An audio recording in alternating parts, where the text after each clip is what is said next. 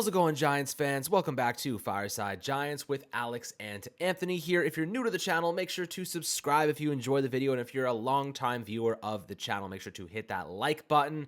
Appreciate your support as always. And we're excited to talk about this upcoming divisional game against the Philadelphia Eagles. Now, the Eagles have a better defense, to say the least, than the Vikings. So it's going to be a little bit more difficult to operate offensively than it was this past weekend in a dominant fashion.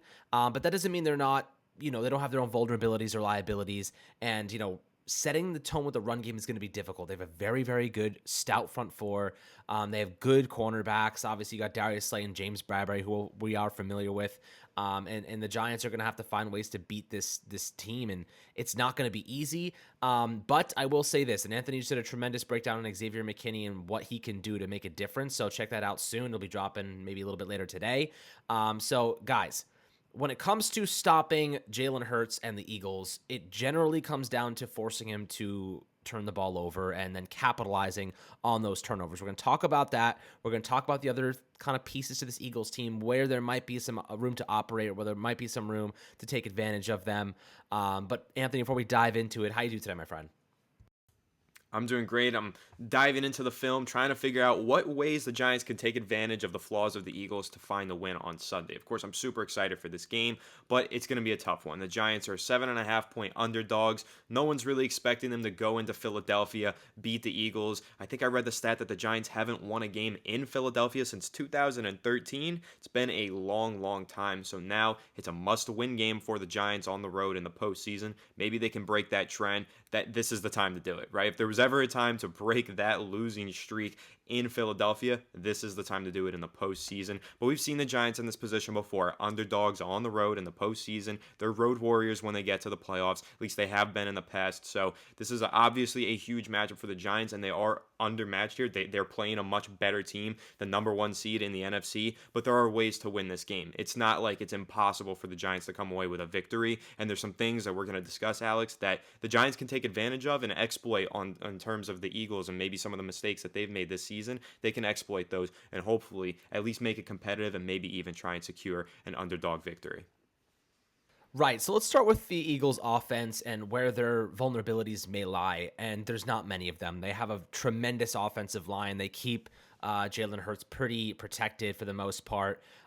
He's definitely had a very good year. He has 3,700 yards passing with 6 interceptions and 22 touchdowns, and on the ground, he's equally as impressive. This is a tough guy to stop. He has 760 rushing yards and a couple touchdowns to boot. So, when you're looking at stopping the Eagles, you got to stop Jalen Hurts, and to stop Jalen Hurts, you got to get through their offensive line. And what's going to be the most important thing? Pass rush. The Giants got to pass rush. They got to hit home very quickly. They cannot let the Eagles dominate them on the front four there, because it's going to be difficult. They need Kayvon Thibodeau to step up big. They need Dexter Lawrence to have another dominant game. They need Leonard Williams to have another dominant game. If Azeez Ojulari can go, he's day-to-day right now with the quad injury. He's got to step up. They got to get unique with their blitz packages. They got to confuse Jalen Hurts. He's having a very good year, but he hasn't been that great the last couple of games. Obviously, he was going through kind of an injury against the Giants most recently, at 229 passing yards and an interception. He was sacked 3 times. This is against the Giants' backup team, right? They probably were not trying to unload him and really trying to kind of keep him safe. He only ran for 13 yards on 9 rushes, so they were probably telling him, don't really go out of the pocket. We don't need you to do that. Now against Chicago in week 15, which is the game he last played before that, he had 3 rushing touchdowns, but he had 2 passing interceptions. He has not been great over his last 2 appearances through the air. He has kind of struggled to a degree. So that's something the Giants might be able to build upon. Now before that, week 14, 13, he was really good. He had 5 touchdowns total, no interceptions, and he was running the ball effectively. So really the Giants are hoping that they get the worst version of Jalen Hurts. They're hoping they get the injured version of Jalen Hurts. Now, of course, we always want to see players at the top of their game. I'm not hoping he's injured at all. I'm just saying that he might still be hurt, and that may impact his game. So, if you're the Giants, you're not banking on that, though. You're going into this saying he's 100% healthy. How do we stop him? And it all starts with the pass rush. Stopping A.J. Brown, easier said than done. He's a physical receiver. He's got some really good hands, and he's going to beat you on some occasions, just like Justin Jefferson. He's going to get you on some occasions. But Adoree Jackson, I have faith he can help. But then you have to deal with the Devonta Smith as well, who's also been electric this year, one of the better route runners in the league at the receiver position. How do you stop him when you have Fabian Moreau on him, and he's got those big, long arms, those strides? It's difficult to stop. So, Anthony, in my opinion, it starts and ends with the pass rush. If the pass rush hits home, they throw Jalen Hurts off his game. They force him to run the football. If he's not feeling altogether that great and you have a spy on him, that's going to really limit how the Eagles attack this Giants team. But at the end of the day, if the pass rush isn't at home, it's going to be really hard to stop them. And I don't think that we can match them offensively with the state of their defense being so much better than the Vikings. So when you're looking at what the Giants have to do here, what do you think it is? Because for me, it's pass rush, pass rush, pass rush. Kick the hell out of Jalen Hurts, and you got to get him out of the pocket, and you got to have guys wrapping up those tackles. You cannot afford to miss tackles when he's in the open field or when he's trying to escape that pocket. You got to wrap him up. You can't let him get away. Yeah, for me, defensively, the key is kind of the opposite from what you're saying for the New York Giants. They have to stop the run. If you look at that Week 14 matchup, Giants versus Eagles, the Giants got demoralized in the running game. The Eagles ran for 253 yards in that game. They literally ran the ball at will against the New York Giants. That is a recipe for disaster. The Giants cannot win games if they're letting up over 200 yards on the ground in the postseason. So the number one thing that the Giants need to fix from their last matchup with starters, that is, against the Eagles, they need to stop the run better because they cannot get ran all over again like that by the Eagles and expect to win. Now, if you look at the Giants' loss, the 16-22 loss in Week 18 against the Eagles, Jalen Hurts did throw an interception in that game. And Jalen Hurts only threw 6 interceptions all season long, but 2 of them came against Chicago, so that's a quarter of them right there. But if you look at those interceptions, there is a pattern to them. And Alex, it's something that you mentioned. Now, it's single high safety looks. It's cover 3. It's cover 1. When there's that deep safety, the Eagles really like to do this thing where they'll send one receiver on an over route and they'll send one receiver on a go route or a post route, whatever. They'll take 2 receivers, attack that single high safety, try to make him make a bad decision. That's the whole goal there. And then you throw it up to A.J. Brown more likely than not, and he goes up there and usually makes a catch. But the Giants benefit because that's the way that the Eagles like to create their explosive plays, attacking single high safeties just like that. But they have Xavier McKinney, and he can be the difference maker. And so that's what you mentioned there earlier, Alex. I have a film breakdown coming out which will explain exactly how Xavier McKinney can be the reason that the Giants win this game. But that is going to be the key. If Xavier McKinney can just get his hands on one of those footballs, make a big time play, that could be the difference between winning and losing for the New York Giants. So my 2 keys for the Giants defense here, and I have a few for the offense as well, because pass rush, you mentioned it, that goes both ways. But for the Giants defense, stop the run. Do not let Philadelphia run all over you, and capitalize on Jalen Hurts' mistakes, because he throws them sometimes and gets bailed out by his wide receiver talents. But if you can bait him into making 1 or 2 bad throws, that can change the course of the game. So really, winning the turnover battle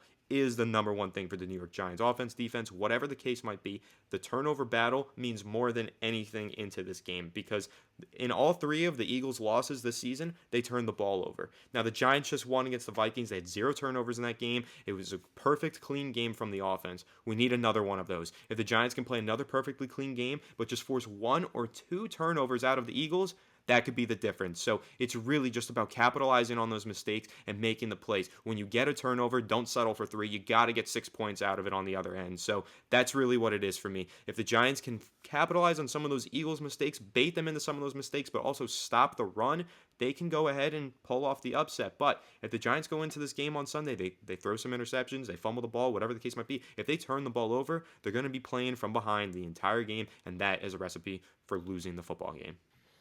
Yeah, exactly. I mean, like you said, another element to the argument is the run, stopping the run. And I really, it sucks to say, but they have the number 1 pass blocking offensive line in football, and they have the number 5 ranked run blocking offensive line in football. It's really tough to beat them because of that. The Giants, they're not very good against the run. Azeez Ojulari has been hurt. Hattie's is pretty decent against the run. Kayvon, he's a rookie, but he's adequate enough. It's not because of our defensive line; it's because of our linebackers. Our linebackers are massive liabilities in stopping the run. Now, Jarrad Davis, a lot more physical. He's better in that fast set. He's not good in coverage.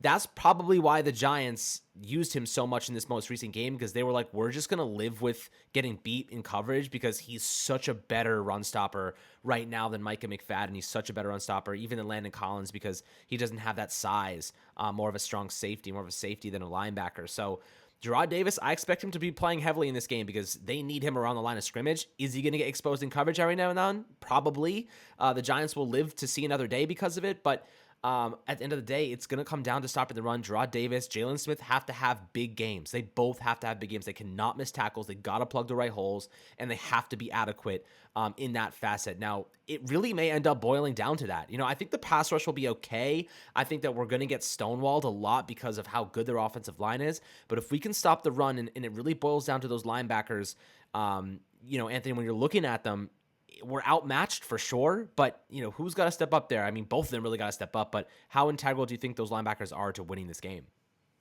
Yeah, I'm going to throw a name out there that needs to step up, and for me, it's Landon Collins. Landon Collins has been playing that safety linebacker hybrid role, and I think that's what the Giants need to do, is just commit to that small defense, because it worked for them. When you look at that game against the Colts, of course, Landon Collins with a 52-yard pick six, that was a rejuvenizing play for the Giants. That was a huge play out of Landon Collins, but he was playing linebacker for a lot of that game. Rotates in and out, safety, linebacker. Tony Jefferson does the same thing. Now, Jason Pinnock a little banged up. It might be difficult to run that same style defense that they ran against the Colts, but Landon Collins could be an X factor in this game. You move him into the box, that gives you the coverage ability that Jarrad Davis just cannot give you. Jarrad Davis gets lost in coverage. He doesn't know what he's doing, but Landon Collins knows what he's doing because he used to play coverage safety. He used to be a safety. So you drop him down into the box. He still has the ability to plug some runs. We saw it week 14, week 12, whatever it was, Washington Sunday night game. The Giants won that game. We saw Landon Collins get down on the box and make some crucial run stops. So you throw Landon Collins into the box. He's got the ability to stop any of those tight ends or short crossers from the receivers in zone coverage, and he has the ability to plug some holes in the running game. So Landon Collins, when we're looking at the linebacker position, that's who I'm keying in on for the New York Giants. Those other guys that we've talked about, they're just not getting it done. Jalen Smith, he has his struggles, right? He's not fast enough to get to the edge. He doesn't play well in coverage. Jarrad Davis, the guy that we just signed, I really like what he provides as a run defender. So yeah, it's a good thing that he's on the field for this game because the Giants are going up against a great rushing attack. But when you have him out in coverage, it's a total liability, and the Giants cannot afford to have liabilities in the middle of their defense during this game against the Philadelphia Eagles. So they need to have someone out there that they can trust to play both in coverage and both against the run. So for me, it's going to be Landon Collins. I think he'll play a lot in this game, and he'll be playing in the box primarily. Yeah, I mean, absolutely. When you're looking at this defense, though, looking at the Giants' offense, we have to control possession in this game, and we cannot turn the football over, right? Two things. Saquon Barkley, maybe they were saving him for this game because they know they're going to need the best version of Saquon, and he did not get that many touches last week. But I think he only had like 4 touches in the second half, some really small amount. They activated him in the receiving game a little bit more prominently. Maybe they were like, we can match them offensively through the passing game. We're doing well in that facet. We're not going to stop. But I wouldn't be surprised if Saquon Barkley was the game plan in this week, because you're talking about a much better defense that has a very good secondary with James Bradbury and Darius Slade. They're going to be difficult to beat. The Giants really exposed Minnesota on those crossing concepts. You better believe the Eagles are going to be expecting that. You know what I mean? Those linebackers, they're going to be dropping right into those passing lanes where Daniel Jones was extrapolating, or rather expanding on in the past. So I kind of feel as though if you're looking to beat the Eagles, you got to set the tone on the ground. You got to dominate their front four. The offensive line's got to play the best game of their lives. You really got to move the chains, keep possession, demoralize them on defense, gas them, and then take your shots. That's kind of how I think they're going to have to go about this. Now, Daniel Jones coming off one of probably the best game of his career through the air and on the ground. I mean, what do you do here? How do you attack that Philadelphia defense? It's going to be difficult. The crossing routes, they work, but you got to make sure those linebackers or those cornerbacks sitting in the flat are not going to undercut those routes. We saw, what was it? The Bills do that. Who was it? The Miami. What game was it that had like 5 turnovers in the first? The Jags had Trevor Lawrence. The Jags, yeah, Asante Trevor Samuel, Lawrence threw 4 the picks Chargers. in the first half, man. And Yep. Asante Samuel, 2 of those interceptions were just literally cornerbacks sitting in the flat and just jumping those routes, and Trevor Lawrence not even seeing them. So Daniel Jones got to be careful of that. The Eagles are going to try and bait him into making those throws. We know that. How can they take advantage of the bait though? Because if there's a guy out of position, if you have a guy sitting there, that means somebody else is open downfield. Somebody else is open somewhere else. Maybe a lot of checkdowns. I don't know what they're going to do. Maybe Daniel Bellinger's heavily involved and in the tight end position as a receiver. Who do you think stands out in this game? Because we know James Bradbury. He's not a good man coverage corner. He's a lot better at playing zone. So I think they're probably going to play a lot of zone. So there will be openings, but they're going to try and bait Daniel Jones to make bad throws. The question is, who should be the focal point here? Maybe it's Richie James. Maybe he has a big game. Who are you looking at in this one to be like, okay, we need this person to step up. Maybe this is someone we can focus on. Yeah, so a ton of names come to mind. You said a lot there, and I want to try and hit on all of it because in terms of baiting some of those cornerbacks into making some bad plays, the film breakdown that I did discussing Isaiah Hodgins is actually probably a good one to go look back at on the channel if you're watching this, because there's a play in there, there's a couple plays in there where the Giants run some mesh concepts. Now, that's a great way to bait a cornerback, bait a linebacker, because you just have a lot of crossing routes. Crossing routes are the best way to do it because you have these crossing routes, and the cornerback or the linebacker has to pick one or the other, and whichever one they don't pick, you throw to. So that's how the Giants are going to create some of those mismatches deep downfield and even in the shallow portion of the field, because the Giants ran this drive concept where they had Richie James do a shallow crosser over the field, and then they had an over route from Isaiah Hodgins going across. That was against the Vikings in week 16, and Isaiah Hodgins broke open because the linebacker dropped down to guard Richie James. So that's how you get those linebackers baited into the coverage, those shallow cornerbacks baited into the coverage. That's where you find the open man, Alex, to answer that question. And then who's going to step up? It's going to be Isaiah Hodgins in my eyes. Isaiah Hodgins just had his breakout game, first 100-yard receiving game of his career against Patrick Peterson in the wild card round of the playoffs. You got to keep feeding him. He is the hot hand. He is the most reliable receiver on the Giants. He doesn't drop the ball. You got to keep creating plays for him and opportunities for him to get the ball out in space. He can run after the catch, but he also has the ability to make those tight toe tap grabs on the sideline, some contested catches as well. I really like Isaiah Hodgins' game. I love what he brings to the field, and I think that the Giants need to continue to call plays, like you just mentioned, Alex, where they bait a cornerback, bait a safety into jumping on a route, and then hit an over on Isaiah Hodgins for a big explosive play. And another player who can do that as well, Darius Slayton. Now, I know a lot of Giants fans are a little down on Darius Slayton right now. He dropped that pass that could have sealed the game for the Giants in the fourth quarter of the game in the wild card round, but he played pretty well. I thought that he played a solid game throughout that game, and I think that he's been solid for the Giants all season long, and I love what he can provide for the Giants with his run after the catch ability, and especially with his big play ability. So the Giants are going to dial up some deep shots. I think the Eagles are going to go into this game not expecting Slayton to get the ball too much, probably anticipating that his confidence is a little rattled. Maybe the Giants don't trust him after that drop. That's going to create an opportunity. They're going to sleep on Darius Slayton on one of those plays, I promise you. The Eagles are going to sleep on Slayton. He's going to find an opportunity to make a big splash play, and Daniel Jones, he's got to hit him. That's pretty much all it boils down to, because there's going to be at least 1 to 2 opportunities here. But here's the key factor: can the pass blocking hold up? Can the pass protection hold up? Because there's going to be an opportunity where the Eagles sleep on Darius Slayton or one of these receivers, and they have a deep shot downfield.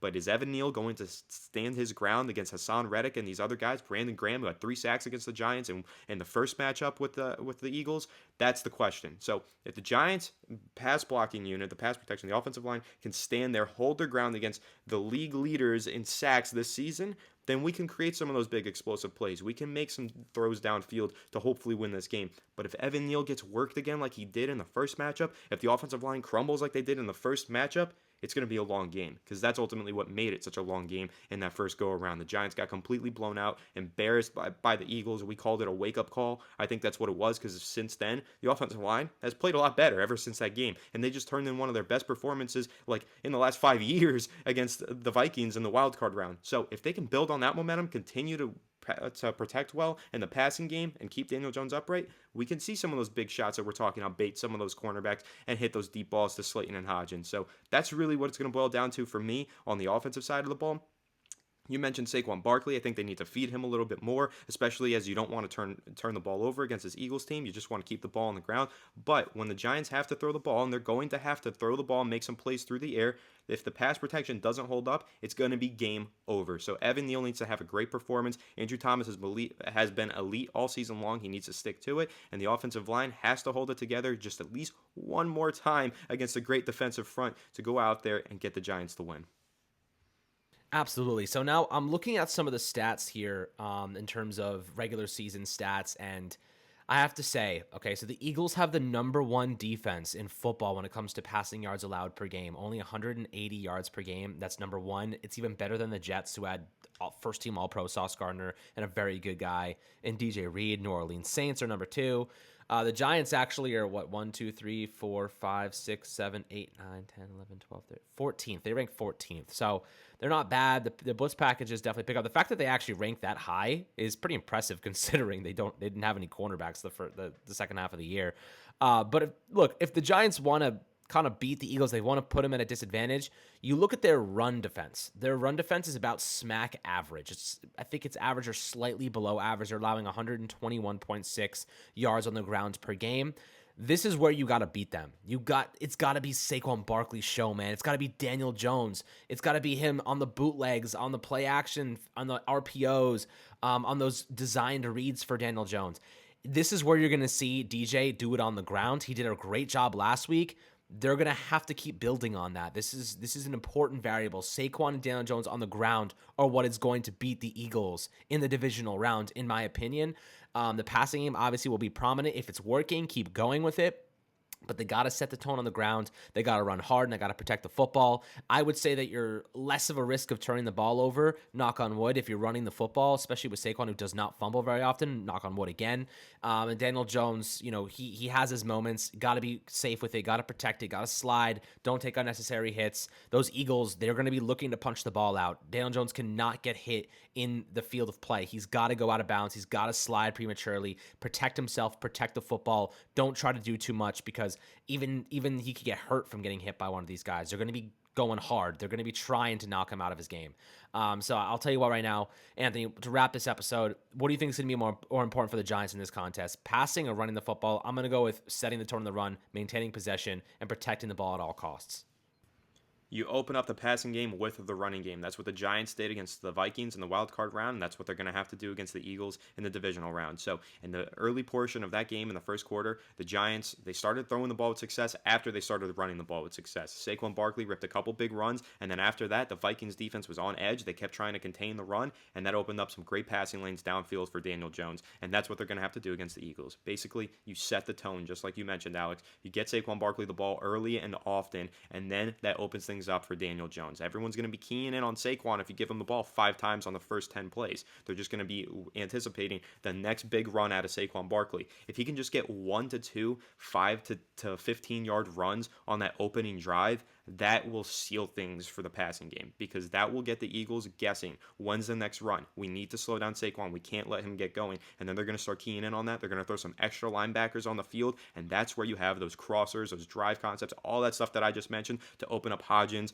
James, and Slayton downfield. So that's really going to be the key here. Yeah, which one is more important? To me, it's the run. I think that the Giants need to feed Saquon Barkley in this game, but also not only feeding him, just using him to open up the passing game. I like that the Giants got him more involved in the passing game in the last game against the Vikings. Saquon Barkley had a lot of receptions and a lot of yards through the air there, and if you continue to just feed him the ball in all those creative ways, whether that be, underneath passes or just running him between the tackles, running him on the outside zone with Andrew Thomas as the lead blocker, just get Saquon going. He is your superstar. He is your X factor. He ran for over 1,300 yards this season. This is a big game. He wants the ball in these big situations, so give it to him. So that's how I would approach this game if I were the Giants. I am running the ball first and foremost, and I'm using that to complement it with a play-action passing game to get some receivers open downfield.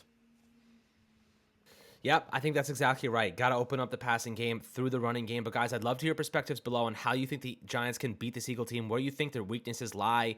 That shoulder for Jalen Hurts is definitely still hurt. It's kind of a punny thing there, but basically someone actually just asked him, I just saw on Twitter, somebody asked him, do you think that they're going to be trying to target your shoulder? And he said they have every week they have a bounty on me, not the Giants specifically, but teams in the NFL. I don't think the Giants are specifically going to be trying to hit his shoulder. I think more so just hit him because he has the freaking football. Now, I do really want to see the refs not freaking screw us anymore. I do really want to see them call a fair, even game instead of dumbass roughing the passer calls that make no logical sense and being very one-sided. The Giants continuously having to play away is definitely not a great situation for them because, we don't have that home field advantage and it feels like the refs are always against us. But this is going to be a fun one. The NFL wants this to be a very dramatic game. They're going to keep this close. They're going to find a way to make sure that this game is is competitive until the very end. And I think that ultimately the Giants have just as good a chance as anybody to beating this Philadelphia team. But as I said before, love to hear perspectives below in the YouTube comments. Make sure to like and subscribe as always. And we'll catch you guys on the next Fireside Giants episode.